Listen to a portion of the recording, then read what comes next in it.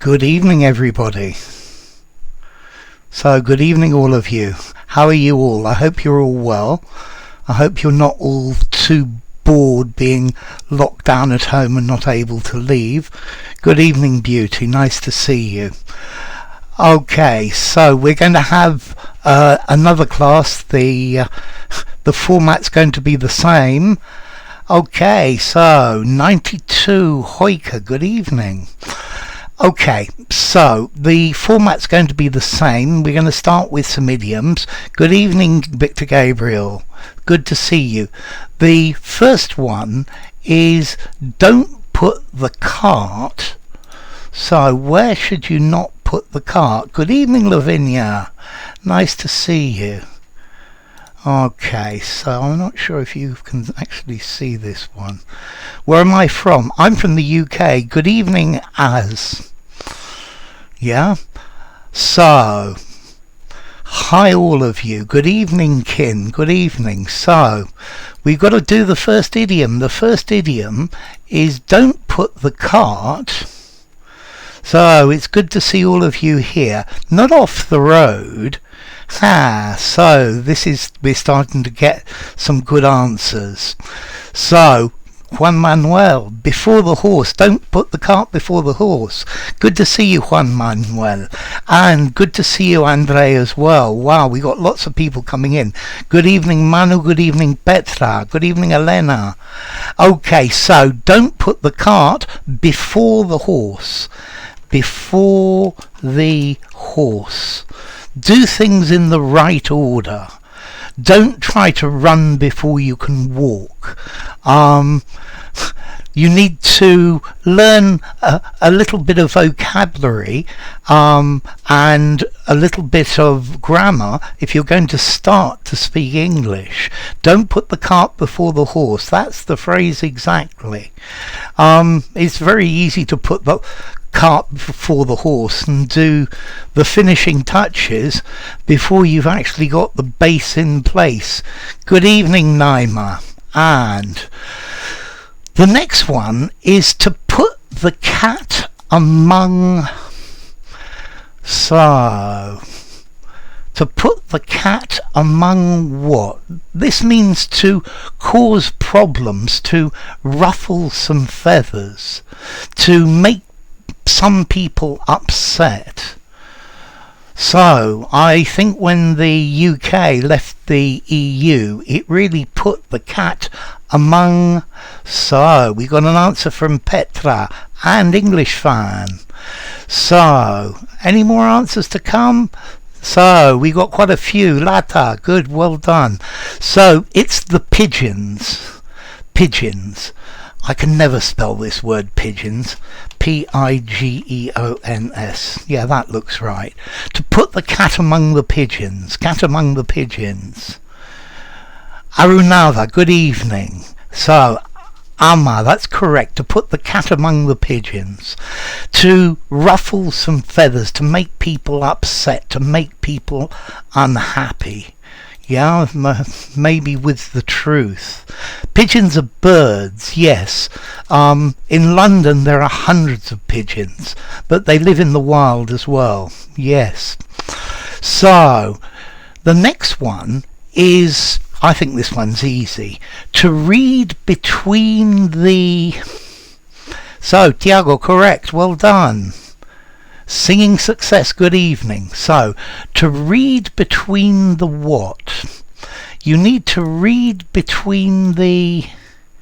Okay, Count Beauty and Petra and Eric and Elena and Andre and Lata. To read between the lines. And Nora, Asp, 92 Boyka, yes.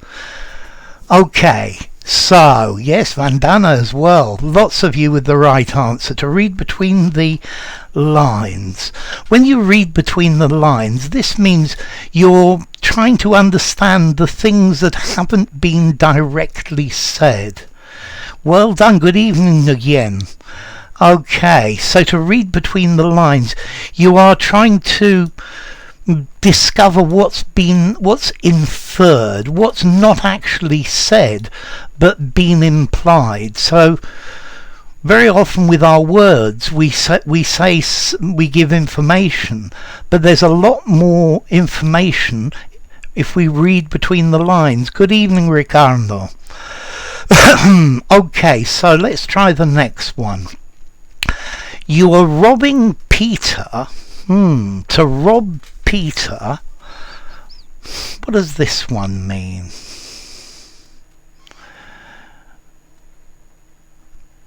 Petya. Okay, Petya. I'll do my best, Petya. Okay, so you're robbing Peter. That's pretty good, Tiago. Yeah. So you're robbing Peter to pay Paul. We've got lots of answers. Susanta, it's always robbing Peter to pay Paul. Robbing Peter to pay Paul. Not Peter Pan. Okay, good evening, Rizgar. So, to rob Peter to pay Paul.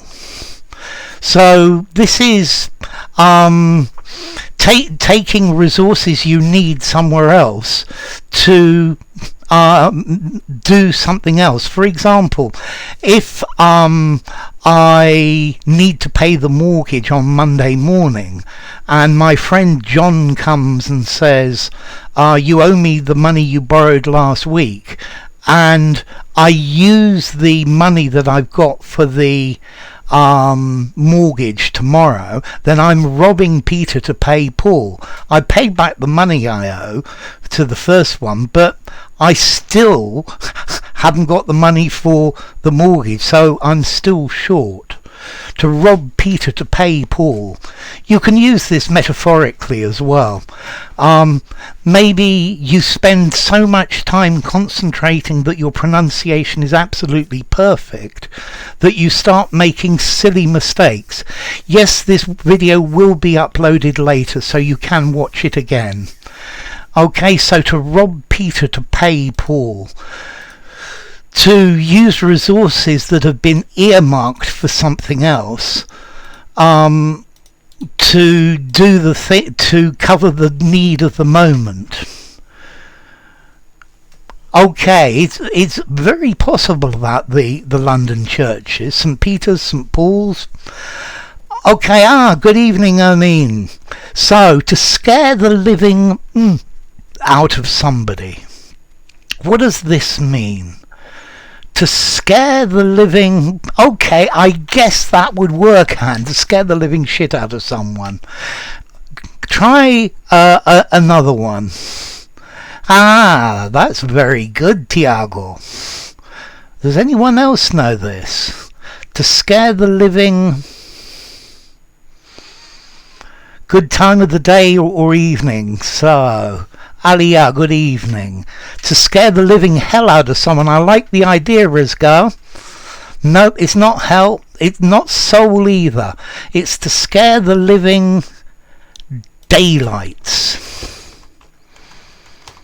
I think I'd probably spell it as one word, Tiago. Yeah? The living daylights. That's it, Han. I'm not in London, I live in Spain. To scare the living daylights out of someone, to terrify somebody. Yeah? When you jumped up behind me, it scared the living daylights out of me. Yeah? Okay, I think many governments at the moment, or many prime ministers and leaders have had the living daylights scared out of them by this coronavirus. Okay, no, but well done, Tiago, you got it right. It's just a very small piece. I don't live in a city. I live in the very northwest corner, in the middle of nowhere, near Finisterre, near the end of the world. Yes, exactly, Nora. It means petrified. It means you're really, really, really scared. Okay, so let's try the next one. Okay, yes. English is really metaphoric. Exactly, Petya. There are loads and loads of metaphors in English. It's a really good idiomatic expression. That really scared the living daylights out of me. Don't do that again. You scared the living daylights out of me. So, too many chiefs and... what goes with this? I'm sorry, I haven't been looking at the camera. I should try and look at the camera, but the trouble is I'm reading the screen below me. Here, not enough idiom. Yes, yes, yes. That's very good, English fan. That's very, very good. So, and not enough. Gianluca's got it. And singing success. And Lolly. Yeah, nice to hear from you, Lolly. And not enough cooks. Not enough Indians. Yeah? So, too many chiefs and not enough Indians. You know when kids play cowboys and Indians? That's it, Han. Everybody wants to be the chief and nobody wants to be the Indian. Yeah, so you've got 6 chiefs and just 1 Indian. But this you could refer to, for example, I think many companies, many big companies as well, have too many chiefs and not enough Indians. Yeah, everybody wants to be the big boss, but nobody actually wants to do the work. Yeah? Or maybe in politics there are too many important politicians and there are not enough people actually doing the work. Yeah, that's it. So, Fet, good evening, and not enough Indians. Yeah, too many chiefs and not enough Indians. So, let's see the next one. Be careful what you say. Wolves have what? So, what do wolves have? Quite a frequent situation in companies. I've seen it in lots of companies, Gianluca. So, lots of good answers. Well done, Latta, Victor, Eric, Helena, Victor, Lolly. Yes. Not toes, ears. Not enough Vinny toes. Okay, Count Beauty, Fet. So, politicians, Lavinia. Politicians are loafers. And not enough servants. That's the idea. So, be careful. Wolves have ears. Yes, lots of you got this. People can overhear what you say, or they might even be eavesdropping. Eavesdropping. Loose lips sink ships. Exactly, Gianluca. That was where the idea, I think, for me putting this one here came from. Yeah, Maxim, it's common in every language. That's good. So, talking costs lives, absolutely. Especially when they talk and talk and talk and do absolutely nothing. Okay, and let's try the next one then. I need to paste that here. Yes, so. Anruva, well done. Arunava.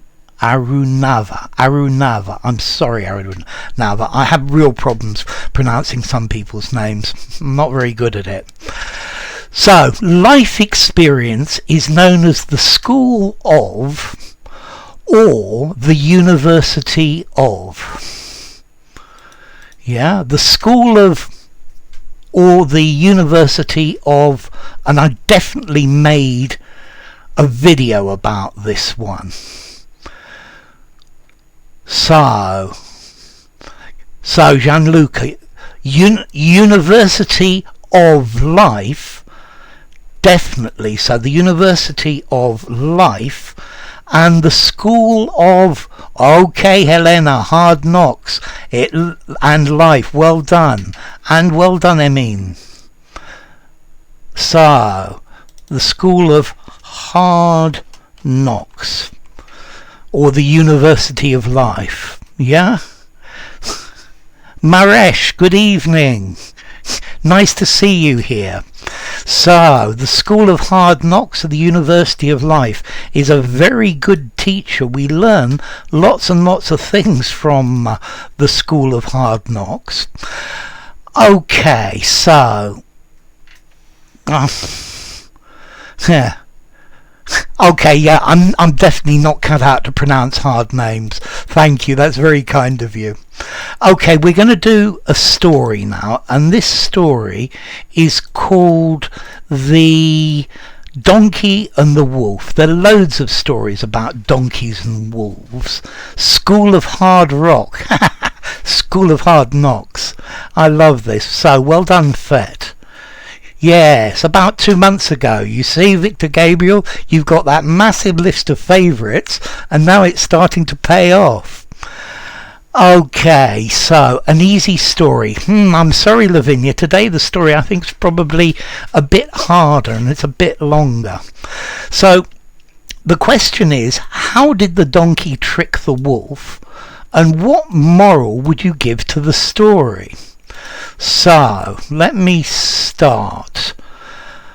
Okay, a donkey was feeding in a pasture when he saw a wolf lurking in the shadows.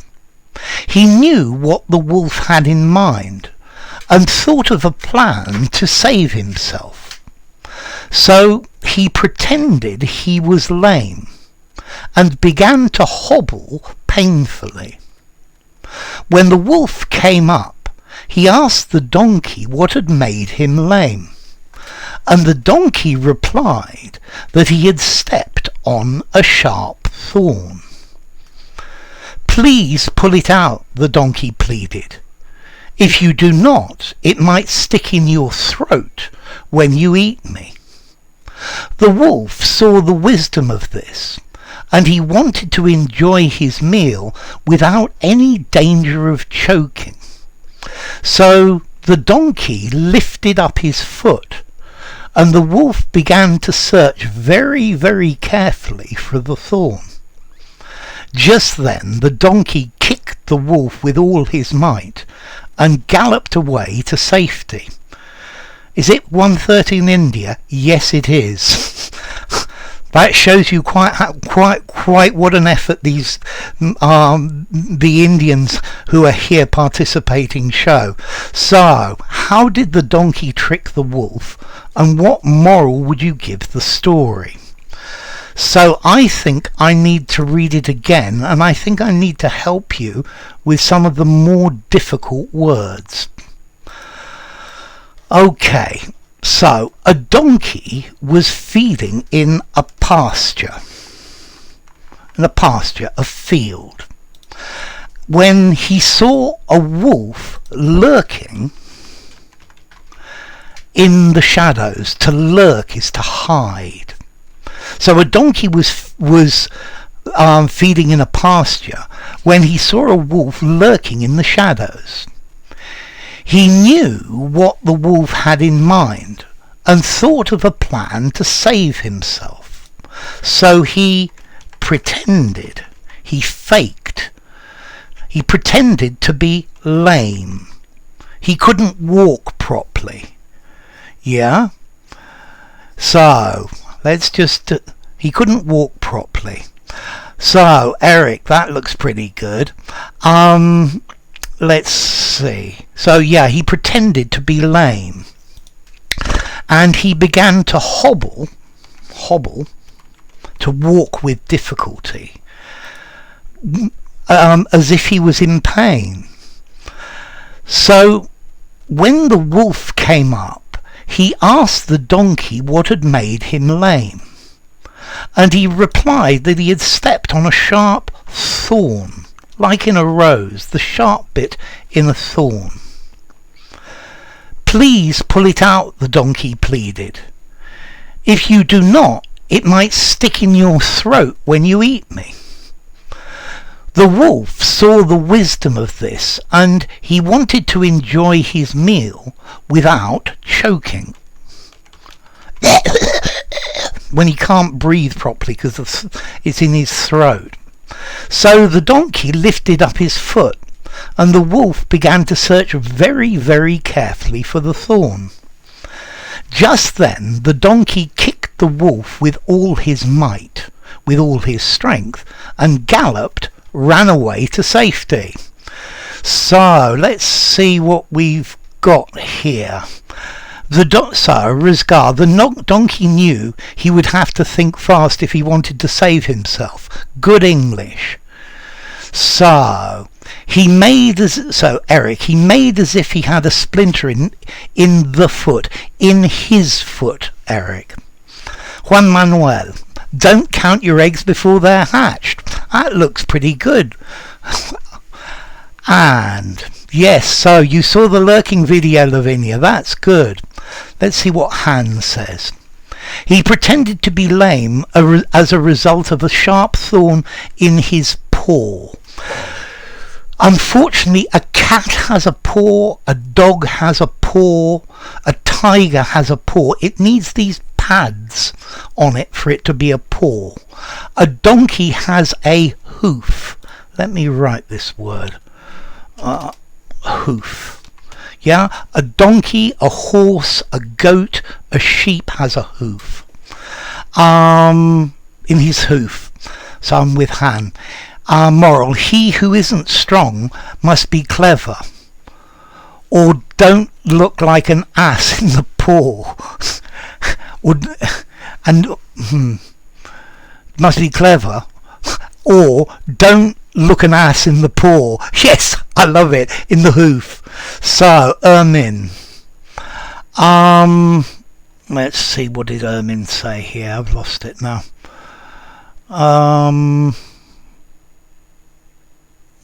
It's jumped for me, hasn't it? Okay. Lurk, more an alternative. Okay. To gallop, singing success. To run. A horse gallops, goes really fast. So Maxim the donkey showed the wolf the Milky Way galaxy for free. Okay, that's really good. No E in Milky, but apart from that, that's great. So Eric, and tricked the wolf into thinking he could not eat the donkey without removing this splinter. Good English. And kicked him. So Andy is here. Good evening, Andy. Let's see what Count Beauty says. The donkey disguised himself as injured. I think it's probably better, instead of disguise, pretended to be injured.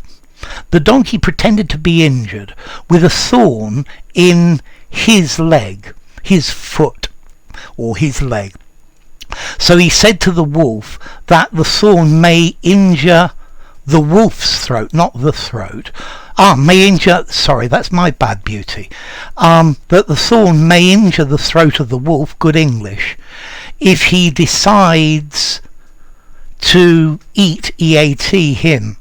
So, aha. I like donkeys, they're slow. Good performance.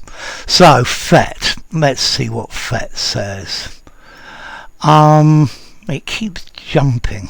Moral. Use your presence of mind to take care of difficult situations, and do not listen to others without first using your brain. That's really good English, Fet.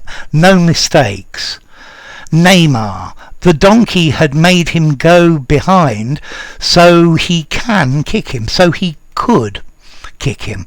Can is present, could is past. But that's good, Neymar.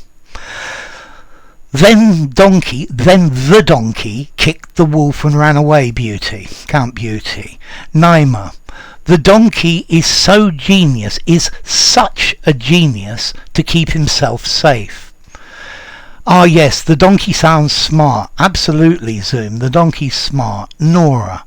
The moral is, in the wilderness, or more likely life in general, the survival.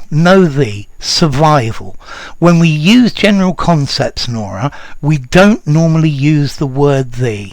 Love is more important than money, not the love. Here, survival, general concept. Survival must not be necessarily for the fittest or the strongest, but for the brainy, heady ones. That's really good English, Nora. Yeah, just that the. So, Lavinia, the donkey was smarter than the wolf, definitely. Thank you, Zoom. Okay, so, Emin. Moral is never make people as home at least they deserved. So never make people at home, at least unless they deserve it, I mean. Okay, so Lolly, don't judge somebody who seems poor and sick. Yeah, absolutely. I didn't know it. True, Lolly. So, do you guys ever own a donkey? Nope, I've never owned a donkey. My neighbours do, though. Hoof. The hoof is the foot of a donkey, of a horse. It's the one with the huge fingernail. That's a hoof. The devil has hooves. A goat has hooves. Okay, so let's see. Use your abilities accordingly. That's good, Resgar. Maxime. It's going to take me a while to get through these tonight, unfortunately. Sorry, guys. The Milky Way, yes. The donkey showed the wolf the Milky Way for free. Absolutely. Yeah, but the foot. So, Gianluca. The donkey pretended to be lame from a thorn in his foot. He asked the wolf to pull it out before eating him, not to choke. I think you could probably say so as not to choke. Gianluca, the wolf fell for this, giving the donkey the opportunity to kick him and run away. That's really good English. Good evening, Funda. So, Helena, the donkey pretended to be lame and asked the wolf to pull out the thorn, two outs, but okay, of his leg, if the wolf wanted to avoid choking. Good English. When the wolf bent down, bent over to pull out the thorn, the donkey kicked him. That's pretty good, Helena. Mannequin. Okay. On the pretext of helping your mum. Okay. Emmy, never judge people by their appearance. That's good. The donkey's smarter than the wolf again. So, let's see. Tiago. The donkey used diversion as he knew the wolf's intentions. The wolf had bad intentions. He knew the wolf's intentions and wouldn't stand a chance in a straight duel. So he strategized a plan to get the wolf into the right position for a kick. That's fine. Okay, don't judge a book by its cover. If you are weak, you have to be clever enough to avoid a trap, Alia. As a pretext for the donkey to live, he decided to trick the wolf. That's good, Zoom. Nigien, don't judge a book by its cover, Nigien. Because of big hope from wolf. Because the wolf had high hopes. High hopes is a better phrase, Nigien. The donkey took the weakness of the wolf, who is very greedy, to escape from him. So instead of took the weakness, I would say used the weakness. And Mannequin. It's moved me again. I hate it when this jumps like this.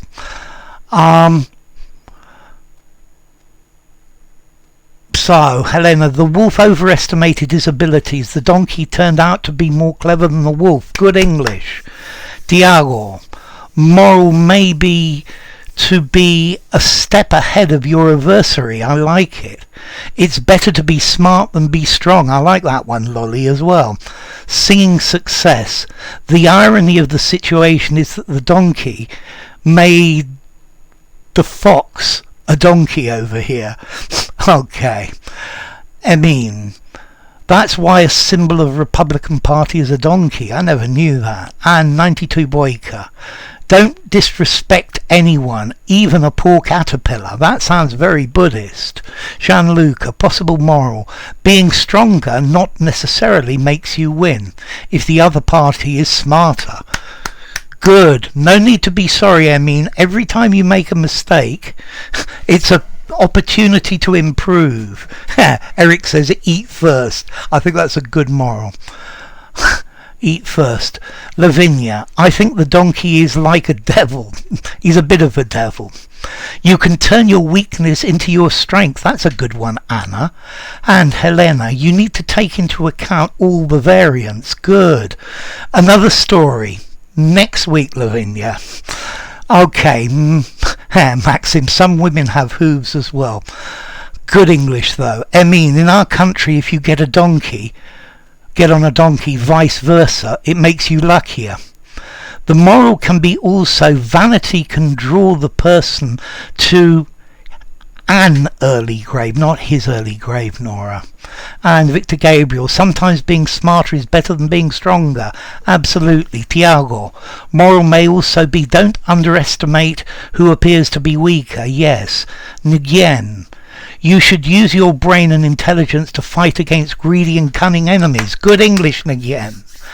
Okay, moral from Eric, hard time for wolves. And Alia, sometimes it's better to be weaker in some eyes than to be eaten. Absolutely. Okay, so Lolly says don't judge a book by its cover. And the wolf shouldn't have tried. Adunava. Yeah, the wolf shouldn't have tried to become a doctor.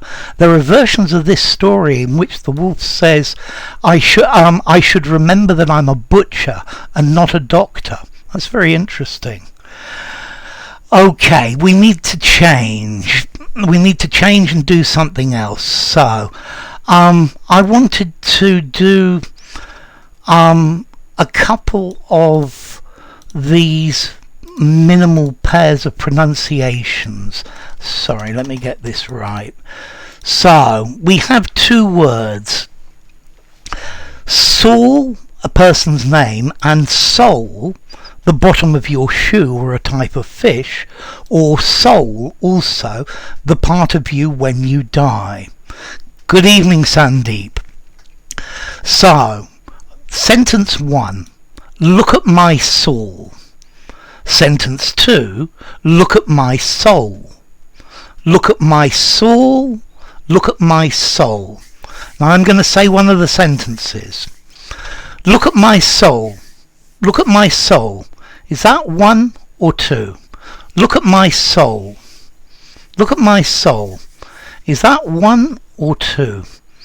Look at my soul. Look at my soul. Look at my soul. So is it 1 or 2?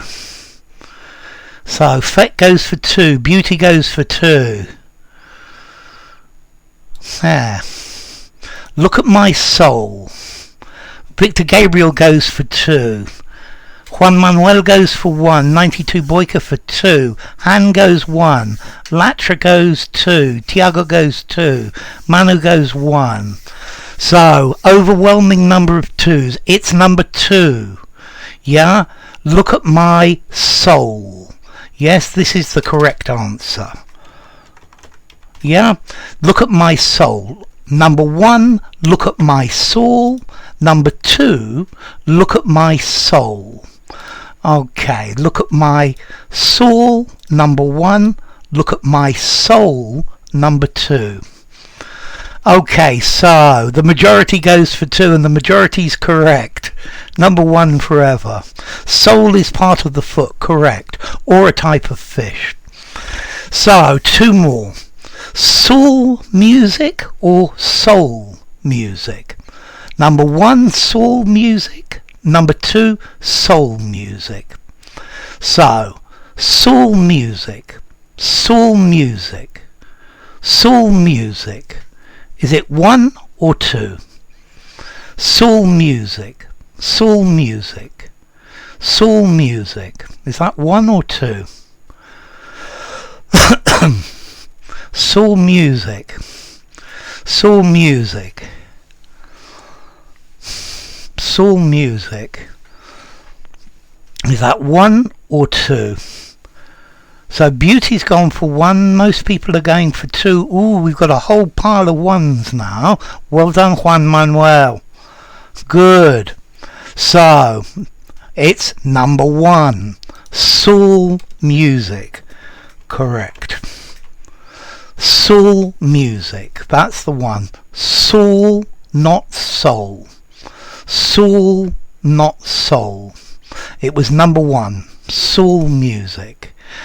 Okay, one more of these and we'll do some questions and then we'll finish. So let's try this next one. Okay, Saul is best, soul is best. Saul is best, soul is best. Yeah? So, Saul is best, soul is best. So I'm going to say one of these. And soul is best, soul is best. Which is this, 1 or 2? Soul is best, soul is best. 1 or 2? Soul is best, 1 or 2? Both are correct here. No, it's only one of them. Emin's gone for 1. Soul is best, soul is best, soul is best. Beauty goes for 2. Gianluca goes for 1. Juan Manuel goes for 2. You're doing well with this, Juan Manuel. Boyka goes for 2. Nguyen goes for 2. Helena goes for 2. Sazanta goes for 2. So, Saul is just a name, Alia. The name of a person. It's a name like Alia. Yeah? It's number 2 again. Correct. So, this was number 2. Soul is best. Soul is best. This is the correct one. Okay, so soul is best. Not Saul is best, but soul is best. And let's try a few more questions now. I think that's enough of these. So, some easy questions then. You ready? So, what would you do with a kite? What would you do with a kite? What would you do with a kite? What would you do with a kite? Better ask Saul in Netflix. Exactly, hun. What would you do with a kite? A kite. What would you do with a kite? A kite. So that's the question. What is a kite? What would you do with a kite? It's a really difficult exercise, Lavinia. Yeah, I quite agree. So Count Beauty, Tiago, Lata, Victor, Han, absolutely, fly it. A kite. A kite's like a diamond with a string on it, and when the wind blows, you can fly it high into the air. Shubaham, yes, we do fly it. Burn it. I'm not sure you'd burn a kite. Well, maybe, I guess you could. With a kite, again, a kite.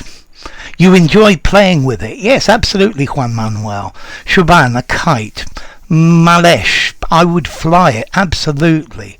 Okay, a kite is also a bird. Yes, it's a bird of prey. I quite agree with you.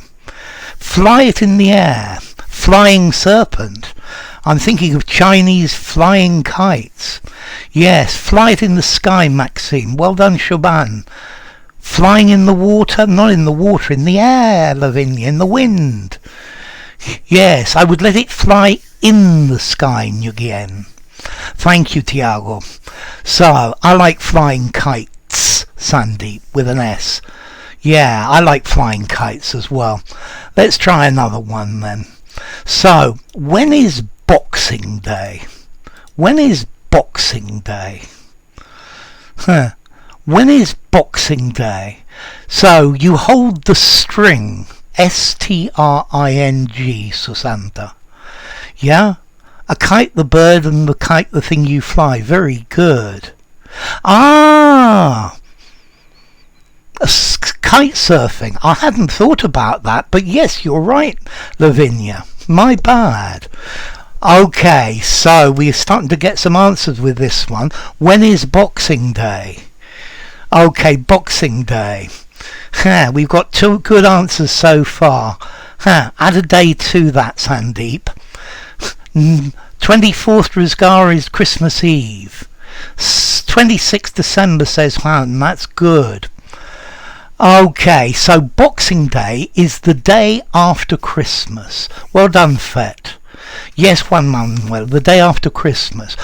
The question is, do you know why it's called Boxing Day? No, it's not to do with boxing, but sports is very common. No, Boxing Day is the day where you look at all the boxes of the presents that you've been given and you write a thank you letter to the people who've sent you the present. So what was in this? That jersey from Aunt Susan. Dear Aunt Susan, thank you for your homemade jersey. It is very interesting and unusual, and I've never seen one like it before. You are so inventive when it comes to knitting. So, Boxing Day is the day after Christmas. The day after Christmas, Lavinia. Yeah? Okay, is the 26th of December. Yeah, Boxing Day. And what would you do with a kite? You would fly it. Okay, so enough. I will see you all next week. I hope you all stay well. You've been a brilliant group as always. Loads and loads of replies. Thank you all for attending, and we will have another next week. So take care, all of you. You've been absolutely wonderful. Good night to all of you.